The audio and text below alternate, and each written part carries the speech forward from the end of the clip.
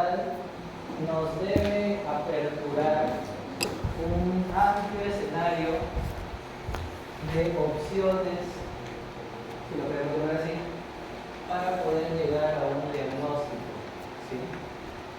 Pero no se olviden de que son pruebas auxiliares, que son pruebas complementarias, incluso que puedan leer, así como el diagnóstico por imagen. Ustedes cuando ven a un paciente, ¿qué es lo primero que hacen?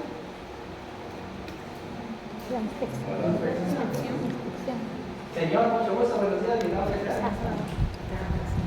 Se presentan, ¿no? De frente van y lo tocan al paciente, lo escuchan.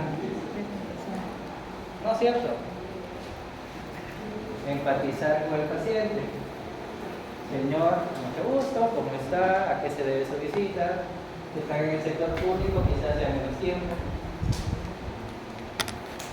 Luego van a preguntar, hacer su historia clínica, anamnesis, ¿cierto?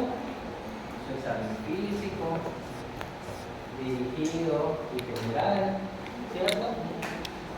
Y después de todo eso, según a dónde ustedes quieran dirigirse, según toda esa evaluación clínica, según toda esa evaluación médica que han realizado con el paciente, van a poder orientar sus exámenes diagnósticos, sus exámenes auxiliares.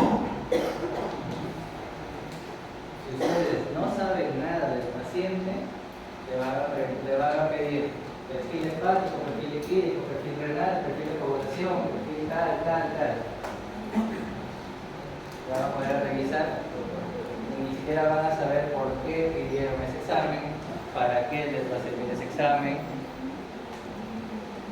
y van a hacer gastar recursos o al Estado o a la persona. Ustedes tienen que ser buenos ciudadanos, buenos profesionales. ¿Sí? Entonces lo primero es orientarse, ¿sí? Evaluar al paciente y orientarse hacia dónde quieren ir. Y más aún si vamos a ver pruebas de función hepática.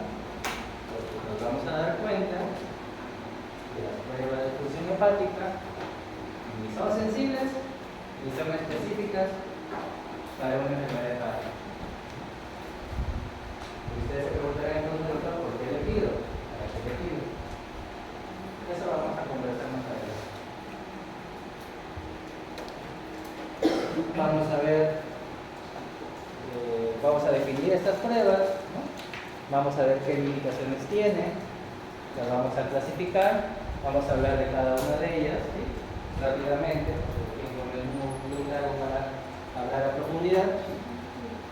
Vamos a hablar un poco de hepatitis, ¿sí? Que el ciclo pasado era una práctica. Vamos a hablar un poco de hepatitis viral y bueno, las conclusiones. Primero, principales funciones del hígado. Creo que ya todos lo sabemos, ¿no? Anatomía, fisiología lo hemos visto, ¿no? El hígado tiene función sintética, función receptora, desintoxicación, almacenamiento, producción, etc. ¿Cierto? Todos conocemos y sabemos cuáles son las funciones del hígado. ¿Sí? Es un órgano, bueno, es uno de los órganos primordiales para la vida de la persona. ¿Cierto?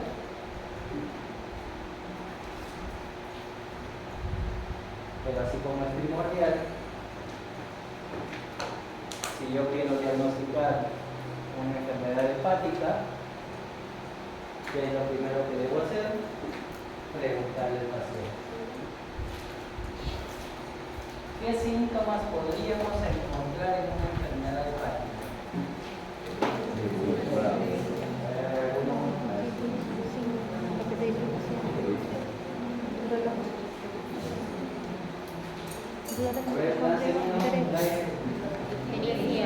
Ictericia, ¿es un síntoma? No, es un signo.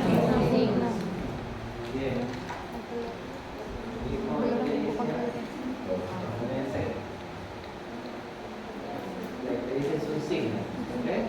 síntomas que podríamos encontrar en una enfermedad hepática. Dolor abdominal, por ahí. Dolor de cabeza.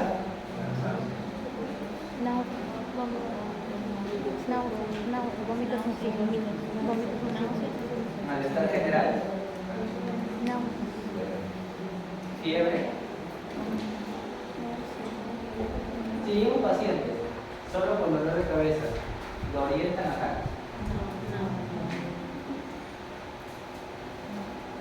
Si llega un paciente con náuseas, vómitos, dolor abdominal, diarrea, fiebre, lo orientan acá.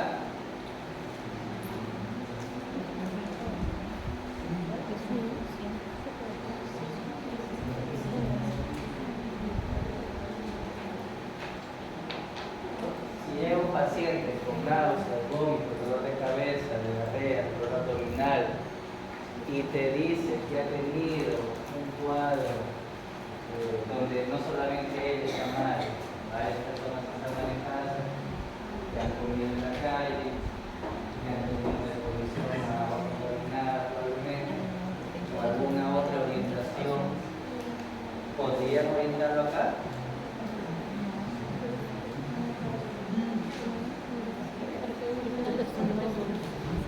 Ven como cuando vemos síntomas en una enfermedad hepática, todos los síntomas que hemos hablado podrían ser enfermedades hepáticas, pueden tener esos síntomas, pero ¿son específicos? No son específicos, ¿ok? Los signos, y quizás el signo clásico de ictericia, si lo encontramos, lo evidenciamos, sí nos va a orientar, sí nos va a decir de ictericia.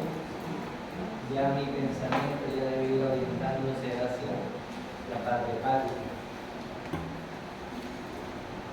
Pero en cuanto a sintomatología, sin ictericia, son bastante inespecíficos.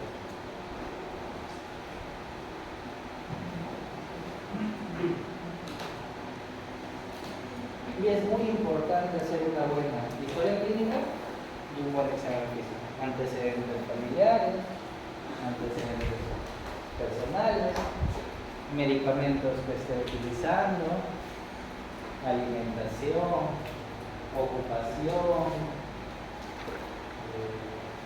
y entre otros más que podrían estar condicionando sí o no que esos síntomas descritos puedan o no orientarse a un problema hepático.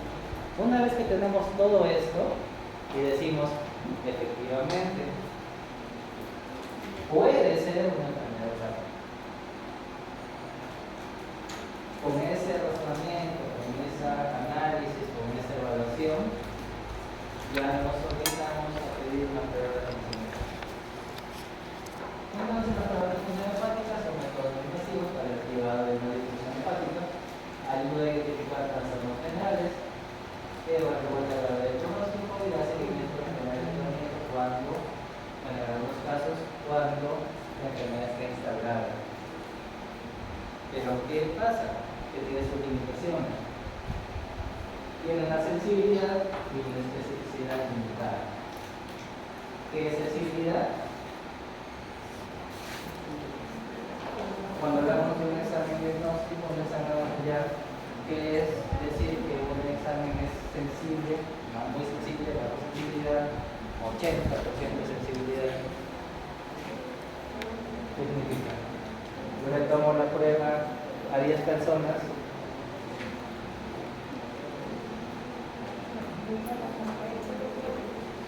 ¿Qué es sensibilidad? ¿Qué te ayuda a la sensibilidad? ¿A detectar enfermos? ¿O a descartar, y a diagnosticar, mejor dicho, la enfermedad? Es decir, que tiene un enfermo, que está enfermo, o que está sana la persona, que no tiene la enfermedad.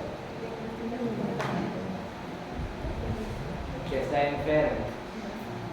Es decir, yo le tomo una prueba a una persona X, me sale positiva la prueba, sensibilidad es que realmente esa prueba positiva es por la enfermedad. Es la enfermedad. Te da un verdadero positivo. En el caso de las pruebas hepáticas, tiene una sensibilidad. Es decir, que puede haber alteración de una prueba, pero no necesariamente es que sea de color hepática. Hay otras enfermedades en el cuerpo que podrían alterar esta prueba hepática. Por eso es que tiene una sensibilidad limitada. Si no hacen un buen examen físico, no hacen una buena amnesia, no se orientan bien, podrían encontrar, pueden decir, ¿no? Es una enfermedad hepática. Y justo sale alterado. Es una enfermedad hepática. Y al final no es una enfermedad hepática.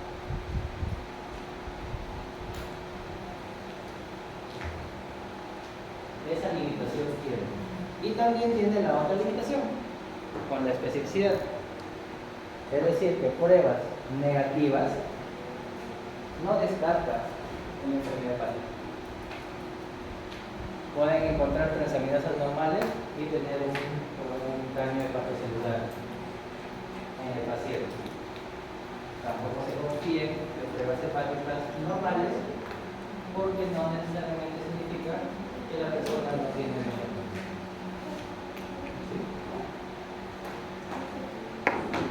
¿Ya que concluimos entonces? Que no nos sirve. ¿Para qué la tomo si no es sensible y específico? Me quedo solo con el científico. Las pruebas hepáticas siguen siendo que tienen esa limitación en conjunto, nos ayudan a descartar o a orientar el origen del daño. Nos vamos a dar cuenta que hay pruebas que se complementan.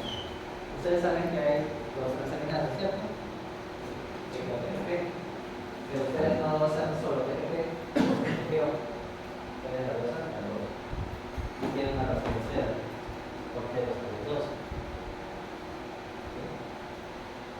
Y así otras pruebas, vamos a ver.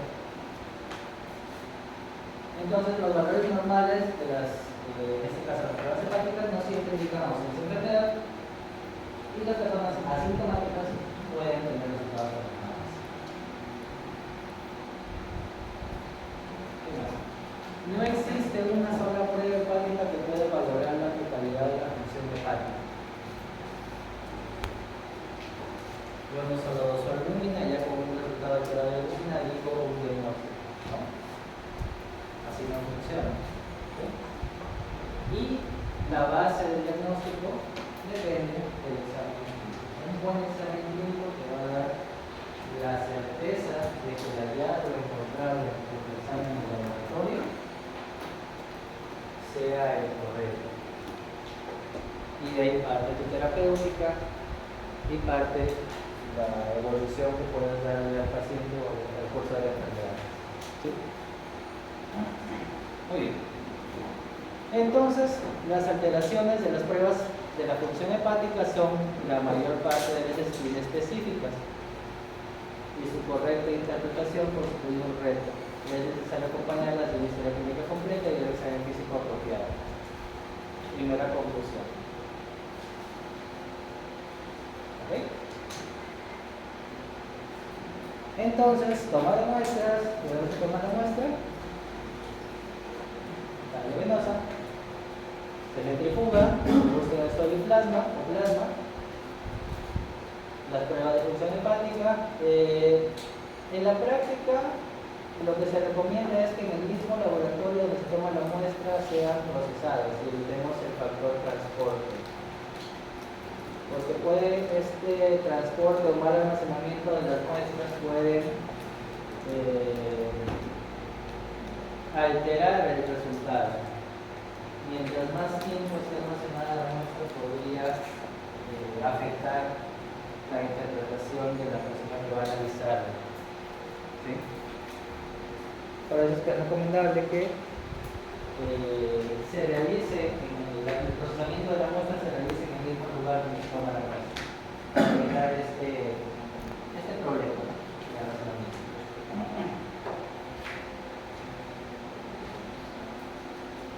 Esas son las pruebas de función hepática. solamente faltan las inmunológicas, pero en el tema de inmunología son pruebas inespecíficas que no solamente sirven para identificar enfermedades autoinmunes de tipo hepático. Y estas pruebas se clasifican según la función o según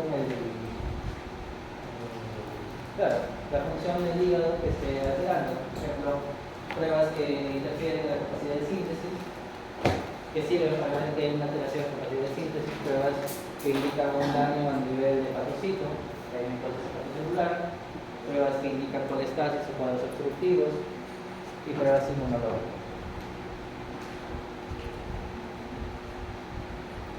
¿Qué pruebas encontramos que nos dan una orientación a que hay un problema en la capacidad de síntesis o transporte?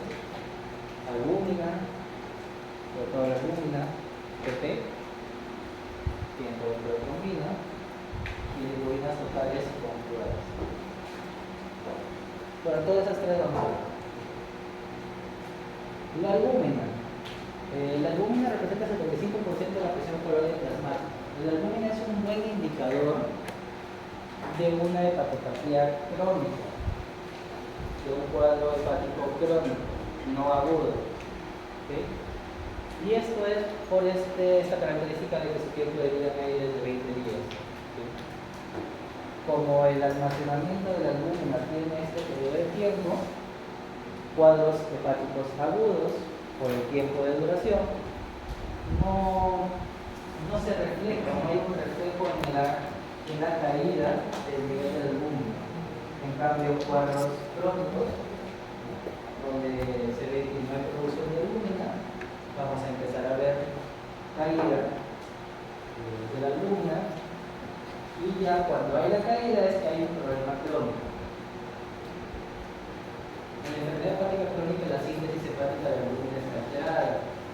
No es un buen indicador de enfermedad hepática aguda, tampoco es específico de las enfermedades del hígado. Por eso que la albúmina se goza con el tiempo o el tiempo de protrombina. Y el otro dato que también podemos encontrar disminución del albúmina cuando hay pacientes con desnutrición, con infecciones crónicas de este tipo, síndrome crónico y hematología.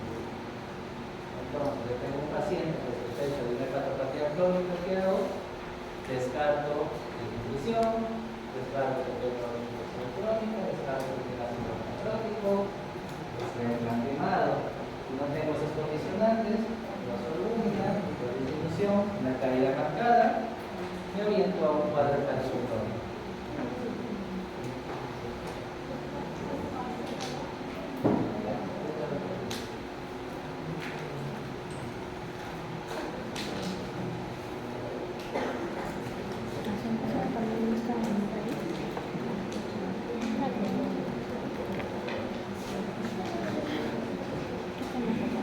Entonces, la albúmina es un marcador pronóstico de la cirrosis hepática, ¿ok? Como cuadro hepático crónico. El TP. Si bien es cierto, el TP es una prueba relacionada para ver la vía estadística de la población, y la vía estadística depende de la actividad de los factores de población, los cuales se utilizan en el hígado. El TP es un reflejo de la disfunción hepática.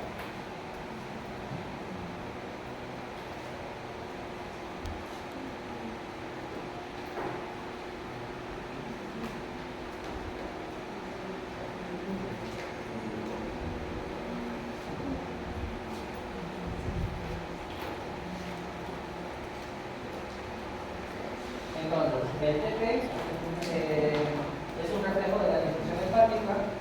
En las enfermedades hepáticas crónicas, el tiempo de protrombina prolongada es una enfermedad hepática avanzada, pero también hay prolongación del TP en pacientes con tratamiento con anticoagulantes, se entiende, es una prueba también de coagulación, con antibióticos infibrados.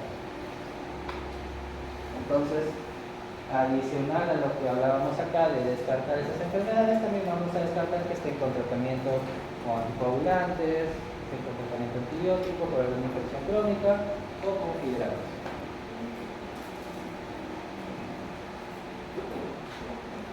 Y ambas se dosan, y si ambas están alteradas, es un indicador mayor de una disfunción hepática de tipo crónico. ¿Sí?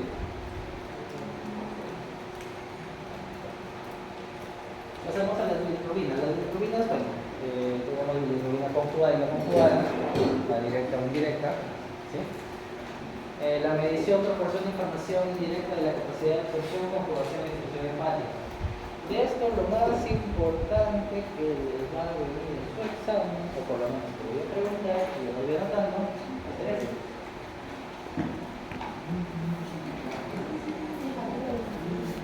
La fija. Gilbert, Krieger-Najar, Rotor y Rubin-Jones. ¿Sí? No les voy a decir qué, pero de esos cuadros van a venir. Gilbert, autosómico dominante, es la más frecuente, con un incidencia del 5 al 7% de la población. El tipo de bilirrubina predominante es indirecta, el pronóstico es bueno para los pacientes. Y cuando se dosa la bilirrubina que predomina ser indirecta, encontramos valores a menos de 5 miligramos por decilitro. Mayor de lo normal, 1.1 o 1.1 en el total, pero no sobrepasan los 5. En cambio, Krieger-Najar, tipo 1-2, porque es autosómico recesivo, es lo predominante. El tipo 1 son de mal pronóstico, de muerte precoz. El Krieger-Najar tipo 2, son personas que pueden hacer su vida normal. También la predominancia es la bilirrubina indirecta, pero el tipo 2 tiene valores que no sobrepasan los 20 y en el tipo 1 está por encima de 20. En el tipo 1 hay una ausencia de la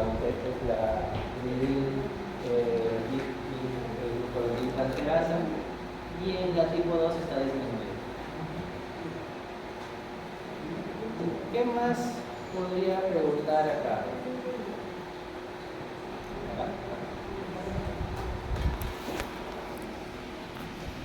La diferencia entre Rubin-Johnson y Rotor con las anteriores es que acá están alteradas tanto la directa como la indirecta y en cambio la anterior está alterada sobre la indirecta. En estos dos casos ambas son autosómicos recesivos, son raros, uno está alterado de expresión y el otro de almacenamiento y su nivel de bilirrubina en uno está por debajo de 7 y en el otro no llega a sobrepasar los 10.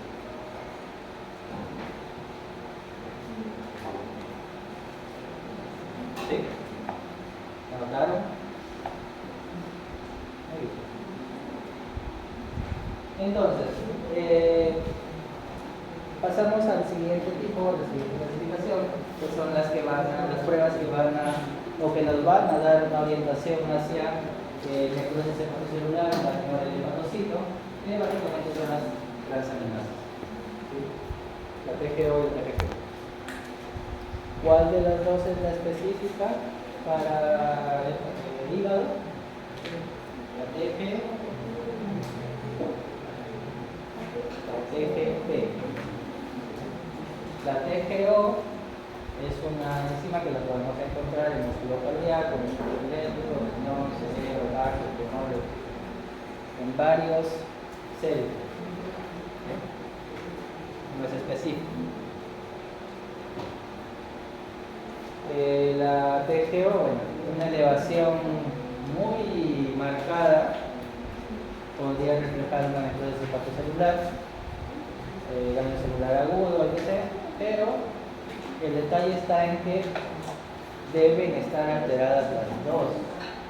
Debe haber una alteración de las dos, tanto la TGO como la TGP. Si la TGP está normal y la TGO solamente está elevada, se podría sospechar de que el origen no es hepático, sino de otra causa.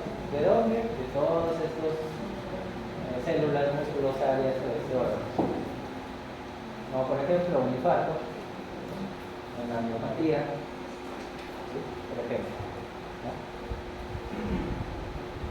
¿No? La TGP igual es el indicador más específico del daño hepático, ¿sí?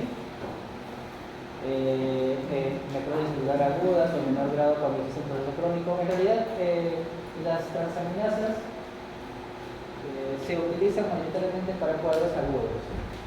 No tanto para cuadros crónicos como para las anteriores, ¿sí? Hemos visto, DP y albúmina, ¿sí? Y hay una, digamos, una coincidencia, si lo podemos llamar así, que en las primeras 2 a 3 días de una obstrucción biliar se elevan las transaminasas, pero luego se normalizan. ¿Sí? Eso es un hallazgo en realidad. No quiere decir que hay un cuadro, un daño hepatocelular, sino que en cuadros obstructivos se puede encontrar eso.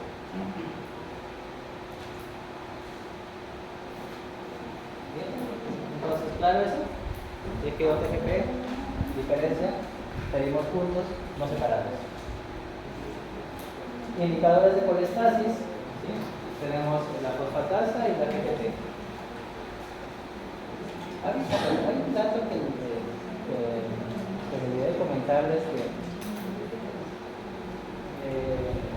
una de las causas de limitación que existe, porque nos preguntamos, ¿no?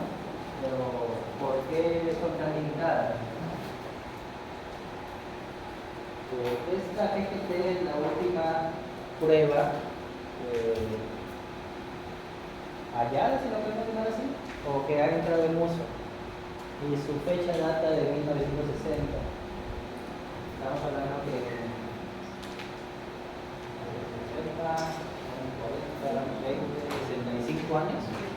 No se ha investigado una prueba más específica o más sensible para una enfermedad hepática, a diferencia de otras enfermedades que manualmente se investigan formas o exámenes o estudios para diagnosticar enfermedades.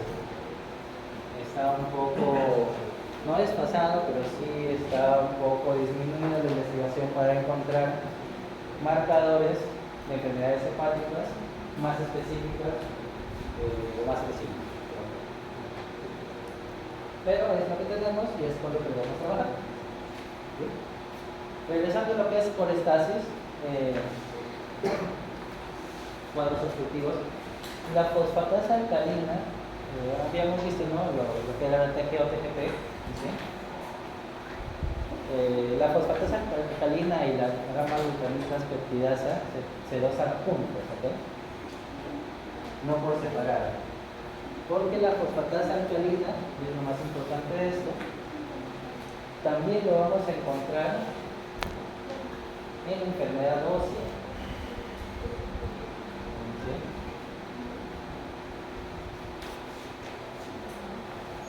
Cuando hay una elevación marcada de la fosfatasa alcalina, además de una colestasis, también lo podemos encontrar en cuadros de enfermedades óseas. ¿Sí? O también es un marcador de hepatocelular, ¿no? Podríamos encontrar el cuadro de hepatitis, ¿sí? Cuadros de hepatitis crónica, cirrosis. Pero lo más, o a lo que está más relacionado es el cuadro colestasis, ¿sí? La fosfatasa. Y esa otra aplicación de uso para detectar enfermedades óseas se descarta con la GGT. La GGT es más específica, es más sensible para la enfermedad hepatobiliar, ¿sí? Y su mayor utilidad es excluir el origen óseo de la elevación de la fosfatasa alcalina. Pues si encontramos fosfatasa alcalina y GGT alterado, podríamos orientarnos a un cuadro colestasis. De hecho, clínicamente evidenciamos que hay una colestasis, deberíamos encontrar la fosfatasa y la GGT alterada. Tendríamos que encontrarlo. ¿Okay? Si no, quizás es mucho mal diagnóstico. Entonces, causas de enfermedad hepática, dado por necrosis en hepatocitos y de famosas colestásicas, intra o extrahepática, ¿sí? Ahí hay un listado de enfermedades. Y el resumen de todo es transaminasas, lesión hepatocelular, fosfatasa, alcalina y GGT, colestasa. Punto, no separado. ¿Sí?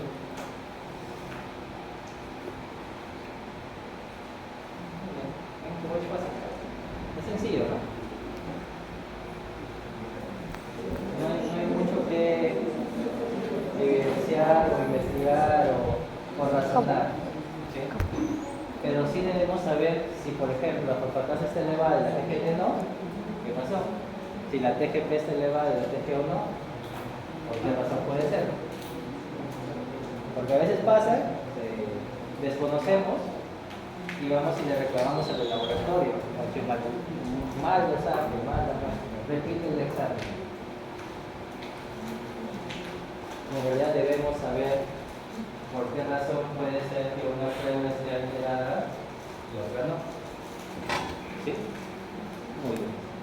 Entonces pasamos, bueno, esta parte de pruebas inmunológicas, de hecho son las más específicas en realidad. Son pruebas para ver enfermedades autoinmunes de causa primaria, tipo cirrosis biliar o coronavirus fluorescente, donde se usan anticuerpos antimicrobiales, ANCAS, ANAS, antinucleares, anticitoplasma, antimicrobialismo.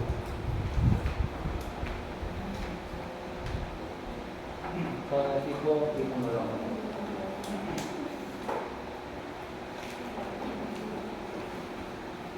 Y ahora vamos a hablar un poco de los marcadores virales. Vamos a hablar un poco de hepatitis A, B y C. ¿Cuál es la que tiene mayor tasa de mortalidad? La tipo C. ¿Cierto? Todos ustedes se han vacunado contra qué hepatitis? La B. ¿Todos?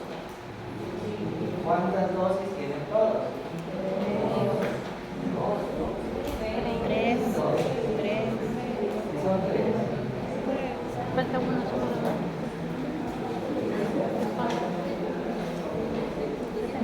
¿De verdad tienen 2? Ahora, la pregunta del millón es: ¿están protegidos? Con fe. ¿Cómo saben que están protegidos?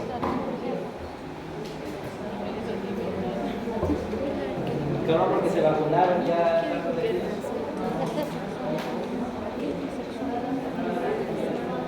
¿Qué les han puesto en la vacuna? ¿Han leído? ¿Han visto que así? Salvará su brazo y va a poner porque tiene que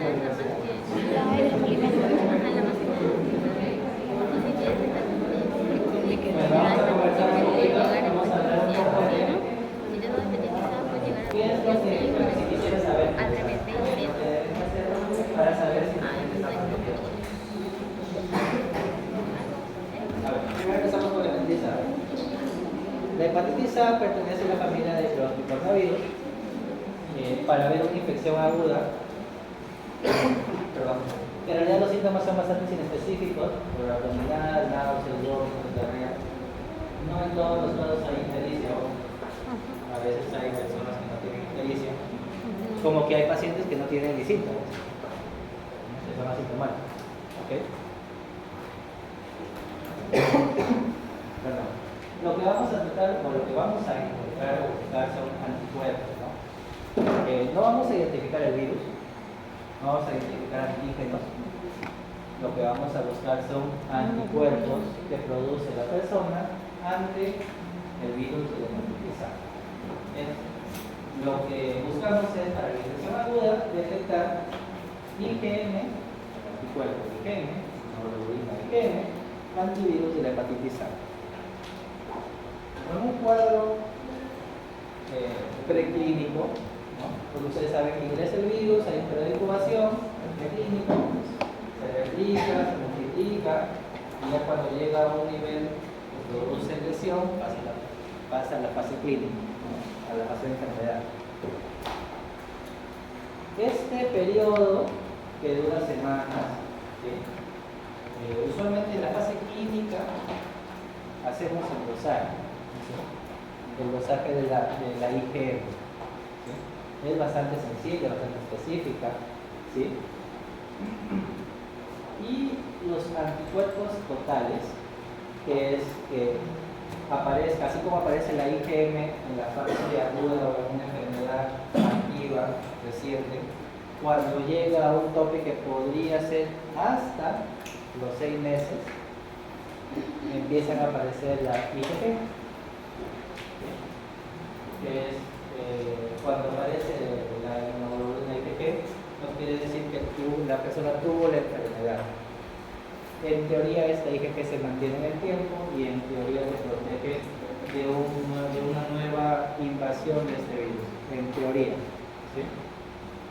Por eso dócense IgG, antihepatitis A, a ver si tienen protección. Pero el diagnóstico de anticuerpos totales te dice que tuvo la enfermedad y que ha desarrollado una protección para ella, en teoría. Puede aparecer incluso hasta el sexto mes, ¿sí? Permanece largo tiempo, pero la bibliografía te dice que esta IgG aparece 1 o 2 semanas después de que aparece la IgM.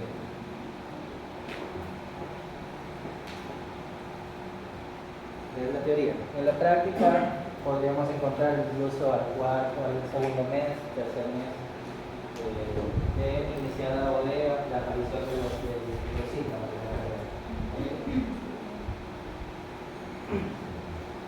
La persona debería desarrollar IgM e IgG. Deberíamos tener anticuerpos totales a esa persona. Recuerden, IgM, infección aguda, IgG, tuvo la enfermedad. No necesariamente tuvo la enfermedad. No es un indicador de enfermedad crónica. ¿Bien? Hepatitis B. La hepatitis B pertenece a la familia de los hepatovirus. La primera o el primer indicador que aparece en una enfermedad por hepatitis B es el antígeno de superficie del virus de la hepatitis B, el HBsAg. Este es el primer marcador que aparece en una infección aguda por hepatitis B. Ustedes lo tendrán.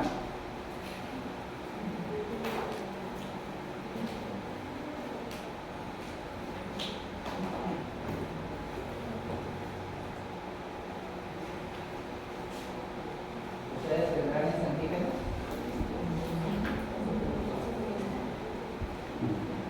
Pensemos un poco. Sí, porque nosotros no tenemos.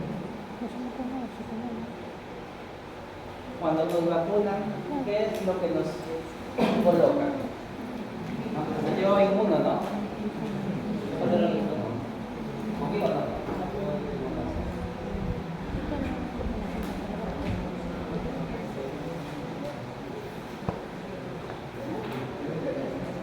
¿Qué les introducen cuando se vacunan? Un virus, una bacteria, una fracción, un antígeno, una proteína.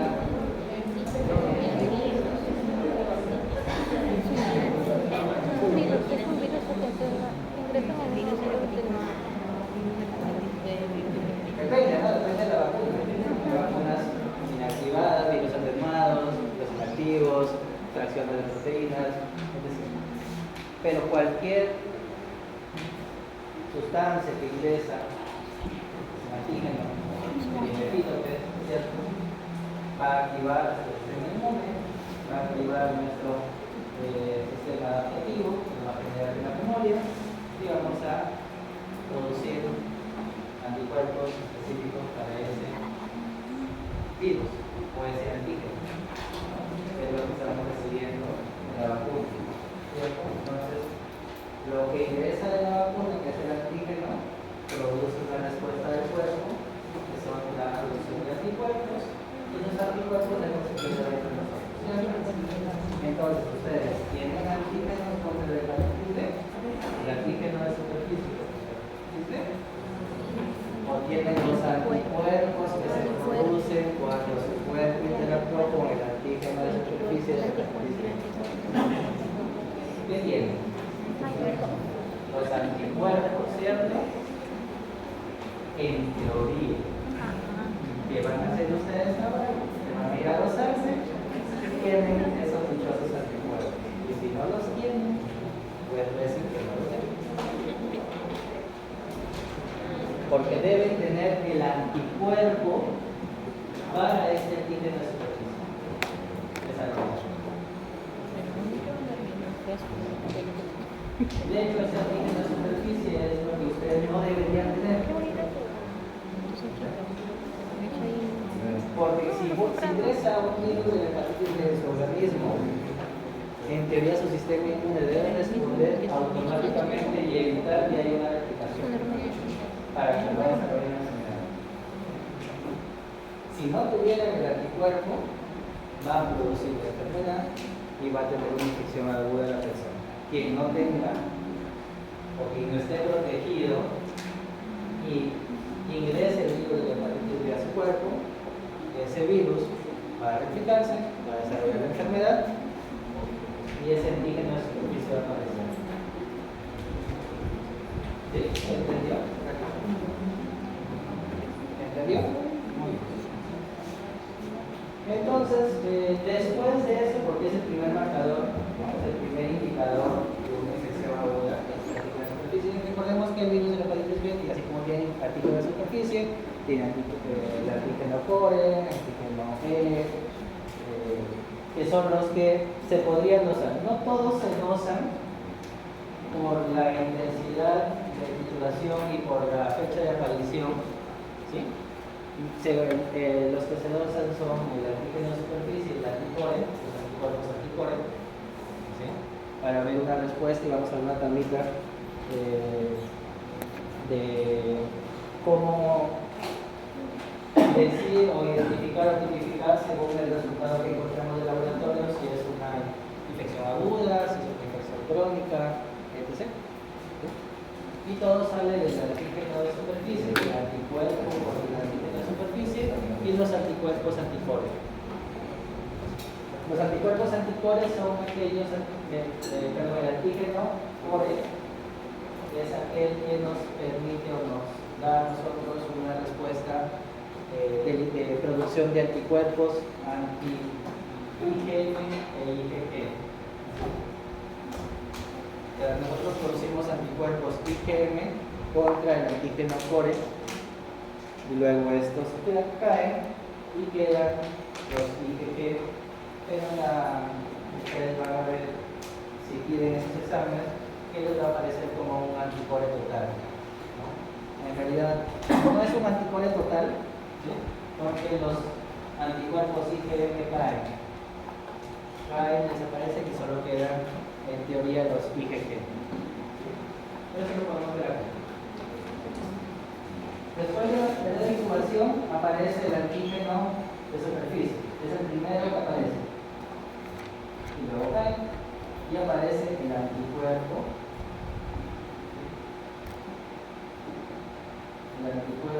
antígeno de superficie.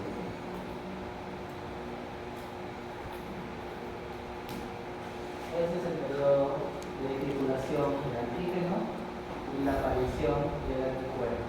Naturalmente, no estamos hablando de una persona que ha sido vacunada. ¿Okay?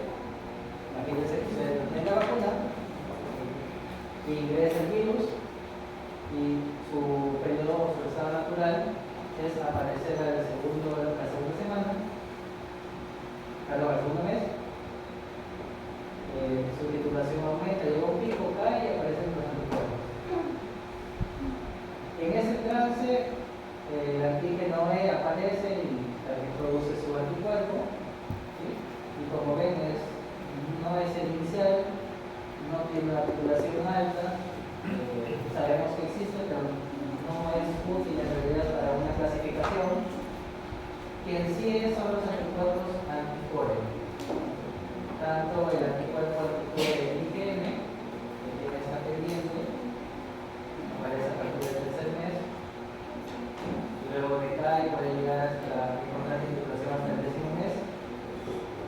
Y luego a partir de ese mes, el 6 o séptimo, solo quedan estos anticuerpos que se denomina anticuerpo total. ¿Sí? Pero si lo ven bien, es el total número los IgM, porque los IgM ya van cayendo. Entonces, esta tablita va a venir usando. ¿No me importa?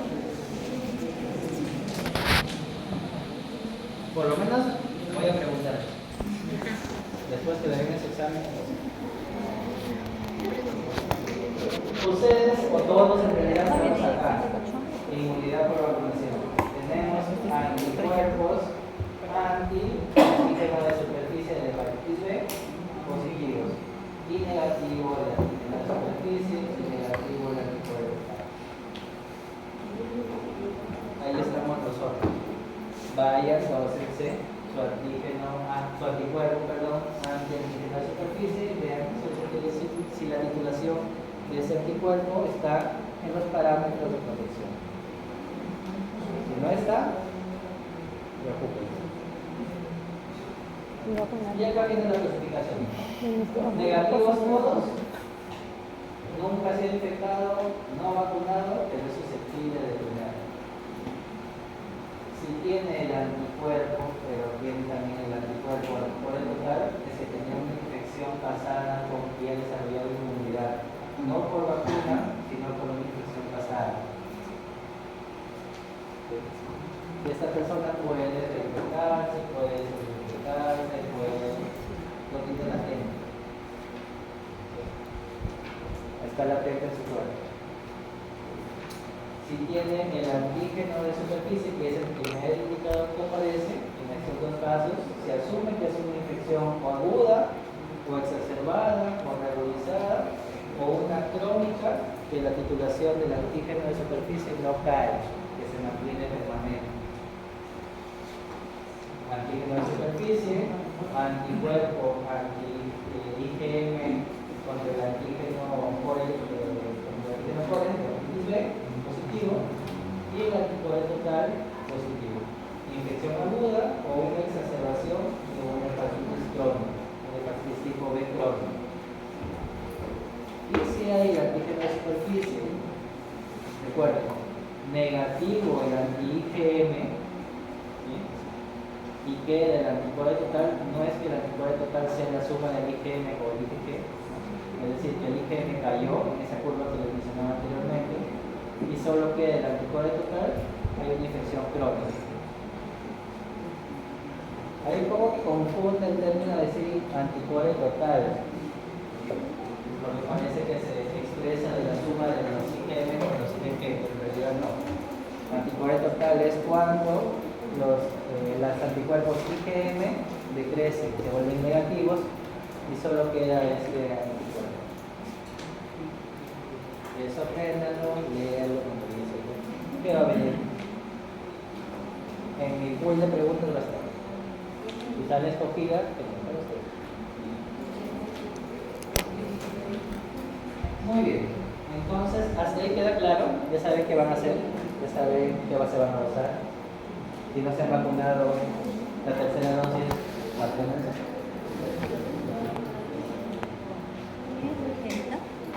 No se separan de esa oportunidad. Y la hepatitis C, tasa de mortalidad alta, flavivirus, ¿sí? Las personas con hepatitis B se dan cuenta que es un cuadro de cronicidad alto, ¿sí? Incluso enfermedad latente. Su estado inmunológico se deprime y por tal es susceptible a tener infecciones.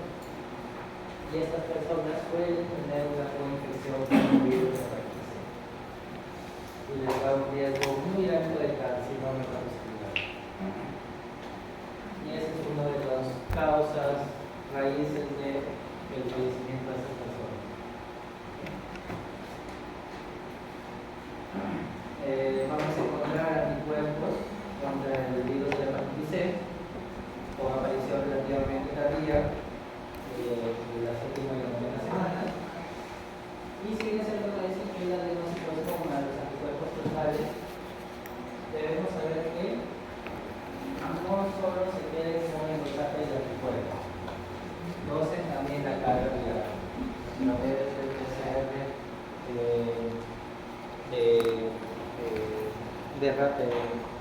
del tiempo real, perdón, ¿sí? Y que se detecte, ¿okay? Así como en el COVID, ¿no? Había personas que desarrollaban anticuerpos, IgM, y uno pensaba, no, tiene IgM, no, tiene infección reciente. Decían un PCR y negativo.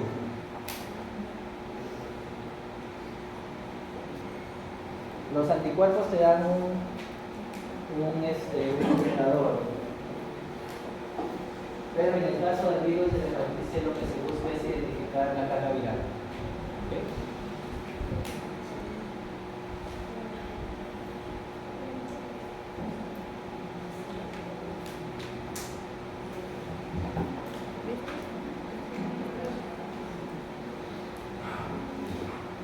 Una pausa.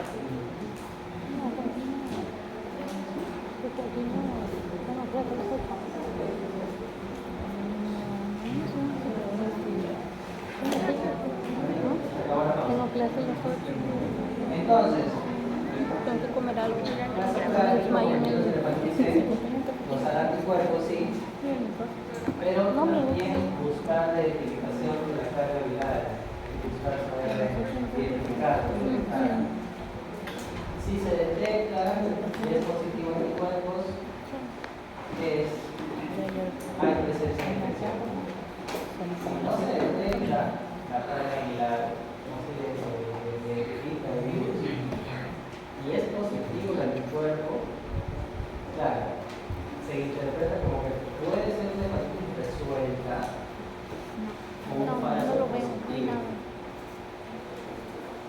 La probabilidad de que se resuelva una hepatitis C